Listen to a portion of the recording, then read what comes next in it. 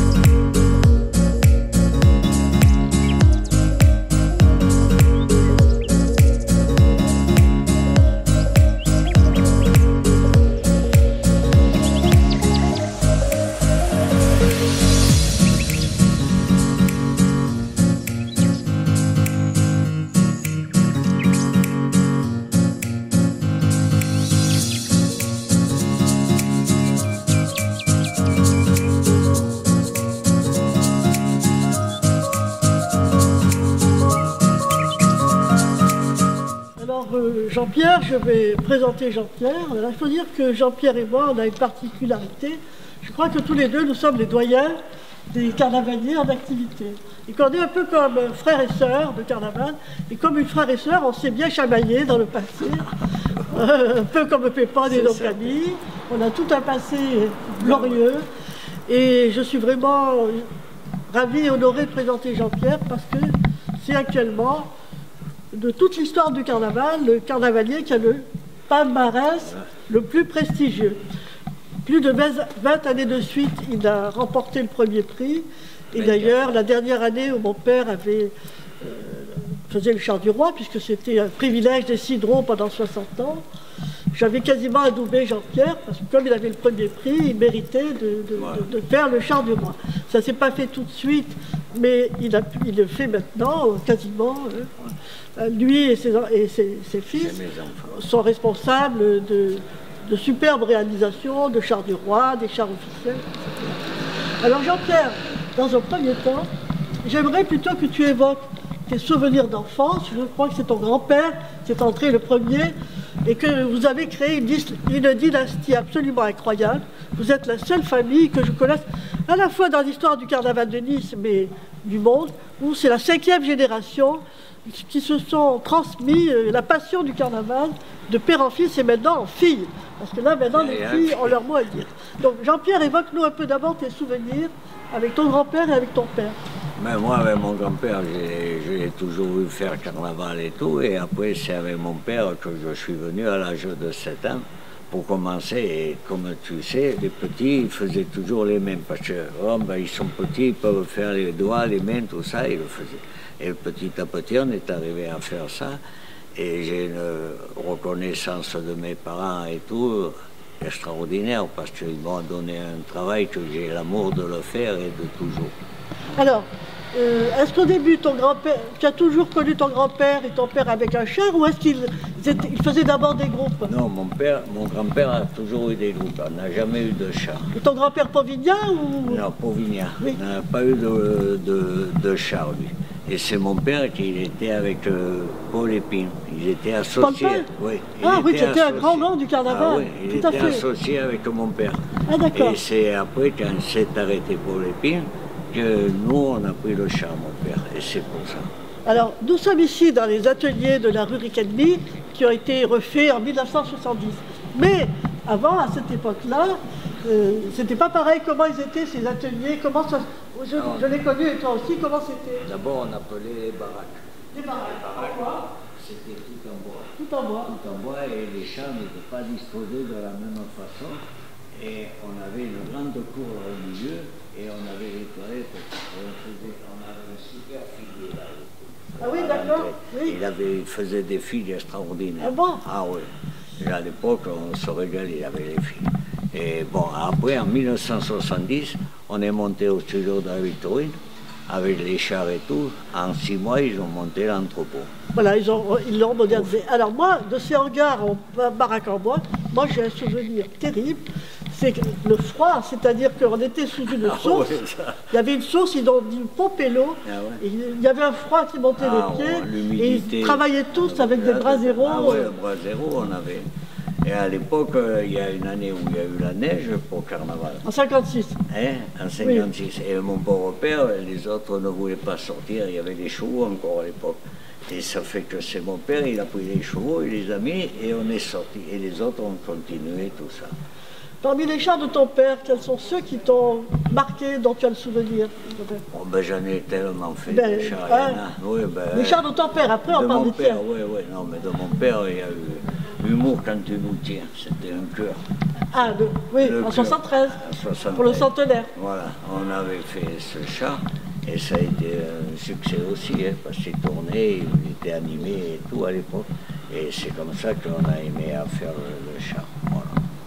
Alors, il faut dire que tu as beaucoup apporté au carnaval et que tu as un peu bousculé les habitudes classiques, parce qu'il y a eu la querelle des anciens et des modernes dans le carnaval. Donc il y avait la tradition classique du moulage. Toi, qu'est-ce que tu as apporté et comment tu as fait? Ben, nous, on a amené le fer, parce qu'avant, à l'époque, c'était tout en bois, beaucoup de mécanismes étaient faits en bois et tout. Et on a commencé à faire le fer et chacun disait, ouais, mais que fait, on commençait, on était là, on faisait petit à petit. Et après, on voit bien maintenant que le bois est plus... Oui, c'était du bois de peuplier. Ah, ouais. Mais tu sais que une fois que j'avais interviewé ton père, qui était truculent, Pierrot, on l'appelait, j'ai la phrase, il dit « Mais le carnaval, c'est fait de chair et d'os », alors qu'il était derrière toutes des articulations en bois, c'était absolument extraordinaire. Alors, il y a ça que tu évoques, le mécanisme, mais j'aimerais que tu parles aussi de ta relation avec le Schiaffino et ce que vous avez apporté. Ça a été je sais pas comment dire, mais mon ami et mon frère de toujours. Qui était Loulou? Alors, décris-le un peu, explique un peu qui est. On l'appelait Pistolet d'or. Pistolet d'or. Pistolet d'or. Ah oui, Pistolet d'or. Hein. Ah non, on l'appelait toujours. J'ai un ami qui était avec moi et il travaillait, mais il te donnait de la peinture. Tu dis, ah tiens, va peindre ça. Et c'était du marron ou du noir ou quoi. Il ne savait pas, lui, il faisait la peinture, et puis après, quand il faisait, c'était des chefs-d'œuvre qu'il faisait. Alors, Loulou, c'était un autodidacte, c'est-à-dire que c'est lui qui dessinait des maquettes sur des projets que tu lui proposais, et il était aussi sculpteur. Mais lui, il a introduit une façon de sculpter totalement différente de la méthode classique. Alors, explique-nous un peu. Ben, lui, il faisait une tête, il faisait avec du petit fil de fer, tout ça, il mettait le journal et tout, et après, avec le graphe. Puis voilà, il laissait ça il sculptait directement. Carrément le papier mâché sur le grillage. C'était vraiment carnavalesque, c'était vraiment le carnaval. Pour mon père, c'était un crime de lèse-majesté, parce que c'était pas c'était différent, mais il a amené quelque chose de... Tout à fait. Et moi, j'ai toujours aimé travailler avec lui, on allait en déplacement et tout, on travaillait toujours. Et c'est une personne qui m'a manqué aussi. Oui, c'était vraiment un véritable artiste et un rêveur, un illuminé dans le bon sens. Ah, complètement. Et Loulou et toi, vous êtes les auteurs d'un des chars qui a marqué la grande histoire du carnaval. Je veux parler de King Kong. King Kong, oui. Alors raconte-nous un peu l'histoire. Là, il était avec Francis, là, qui est avec moi ici à côté. Et on a fait le char de King Kong et tout, ça a été... Alors, qui a eu l'idée d'abord de King Kong? C'est toi ou c'est Loulou? On a voulu faire ça, et la nouveauté, c'était la peluche aussi. Voilà. On avait amené la peluche, les mouvements et tout, parce que maintenant, on trouve les matériaux pour travailler et tout. Mais à l'époque, on partait à la casse, on regardait de trouver des vérins, des moteurs. Alors là, tu nous avais raconté une histoire truculente. Où est-ce que tu allais chercher tes vérins? Parce que j'adore le lieu. Tu allais à Marseille, tout ça. À Plan de Cuc. À Plan de Cuc, j'adore ce nom. C'est vrai, on cherchait toujours les vérins parce qu'on ne pouvait pas acheter les vérins comme on faisait maintenant. Maintenant, c'est des vérins, on les commande, on les fait faire ou quoi. Mais à l'époque, on cherchait comme ça, petit à petit. Et c'est comme ça qu'on est arrivé à faire des mouvements extraordinaires. Donc, c'est en 1976, vous avez révolutionné. D'abord, c'est toi, c'est le carnavalier qui demandait à son imagier de faire ce qui ce à Ah quoi oui, il pensait. oui, mais Ensuite, on se comprenait bien tous les deux. ce char, ici, il y a une limitation de hauteur, c'est 7,50 mètres.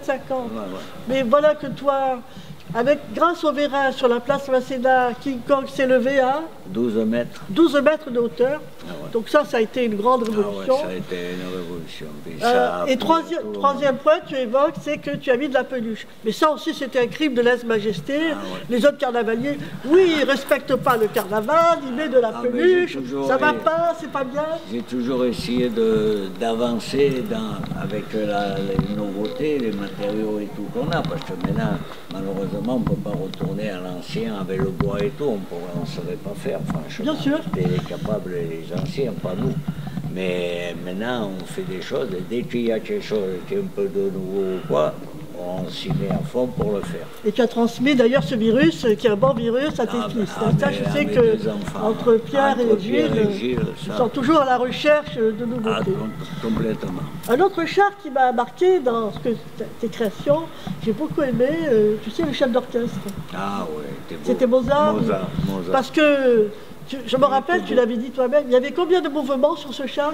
Là, il y en avait un Mozart, mais le plus... 36, il y en avait. Tu m'avais dit, il y avait les dents, le piano, enfin, c'était incroyable. Ah, ouais. Il y avait tout qui bougeait, c'était beau. Hein. Mais il y a tout, et on a pris quand même... difficilement des fois, mais 24 premiers prix. 24 premiers prix, mais je sais. C'est pour ça que... et après, ils ont enlevé les palmarès. C'est dommage. Ah mais ça, c'est... Alors, tu sais que... Peut-être on va y revenir d'une autre façon. Ce qui s'est passé, c'est qu'effectivement, il y a eu... dans les années 96, la loi Sapin. Ah oui, c'est ce que je disais tout à l'heure. Et qui obligeait les... Parce que c'était de l'artisanat, c'était un peu de briques et de broc, qui obligeait d'abord les mairies, les villes, quand elles donnaient des subventions, elles étaient maintenant soumises à des contrôles, à des appels d'offres. Comme les sommes étaient importantes, il fallait qu'ils soient contrôlés et il fallait que les carnavaliers se mettent en société. Donc du coup, être en société, c'était plus tomber sous la loi du concours, c'était tomber sur la loi des marchés et des appels d'offres. Mais on va se revoir et on va un peu travailler pour voir. C'est bien d'être récompensé, pour le travail qui est fait. Même si on a des... Et en même temps, ça fait avancer. Ça fait avancer. Ça stimule. Alors, qu'est-ce que tu penses de l'évolution du carnaval de ces dernières années? Alors maintenant, c'est tes fils, beaucoup qui sont impliqués. Ben oui, non, mais l'évolution, elle est d'office, parce qu'on est obligé de suivre les... Mais qu'est-ce qui te paraît intéressant, important que tu trouves bien? Nous, ce qui nous a bien aidé, qui fait des belles choses, c'est notre robot. Qui n'est là que depuis 2 ou 3 ans. Ah oui, il est là depuis 2 ans, enfin 3 ans presque. Mais ça nous a avantagé à faire beaucoup de structures, vraiment des belles têtes, tout ça, c'est propre et tout. Et l'avancement aussi, on avance avec ça. Alors vous avez eu une collaboration, mais vraiment très intéressante, avec Ernest Pignon-Ernest. Ouais. Ça n'a rien à voir avec le carnaval, Non, mais non. pour le Garibaldi de la station Garibaldi. Et je revois Ernest qui au début... Mais on travaille avec un robot, il était complètement dépassé. Et puis après, ça s'est bien passé. Moi, je l'ai connu bien avant. Mais il voulait être avec toi. Il m'a dit, moi, je veux travailler avec Povignas, c'est un ami d'enfance. Ah oui, il habitait là à côté de chez Hélène, hein, bien sûr. La Pissaladière, la Barra, là. Et je l'ai toujours connu avec son frère qui était pompier à Levens aussi. Hein. Oui. Et j'ai toujours connu et tout, et ça m'a fait plaisir le jour qu'il est venu me demander si c'était possible. Ça m'a fait chaud. Et c'est adapté au robot, ça, finalement. Il a fait au robot, il n'en revenait pas non plus. Il ne savait pas qu'on pouvait faire ça. Oui, oui. Tu as eu l'occasion d'ailleurs de travailler avec d'autres grands artistes, je pense avec Ben. Alors comment ça s'est passé avec Ben? Du tonnerre. Ah, moi j'ai aimé travailler avec Ben. Le chat qu'on avait fait, la ratapignata, tout ça. Oui. J'ai aimé faire avec lui, il était du tonnerre, Ben. Oui, mais ça lui plaît beaucoup. Il a fait 2 chats avec toi, la ratapignata et le babi. Oui, le babi. Oui, on l'avait fait avec. Et d'abord, il m'avait fait un dédicacé, il disait avec Fabien Povignas, nul n'est possible de rien faire. Ah, ça c'est vrai. Je pense que là, c'est vrai qu'entre toi et tes fils, vraiment, on arrive à réaliser ce qu'on fait. Alors, toi qui étais un sacré macho, Ouais. Hein? Tu étais macho, c'est vrai. C'était ça. Hein? Tu as dit un jour à une de tes copines que, bon, on va passer là-dessus. C'était ça.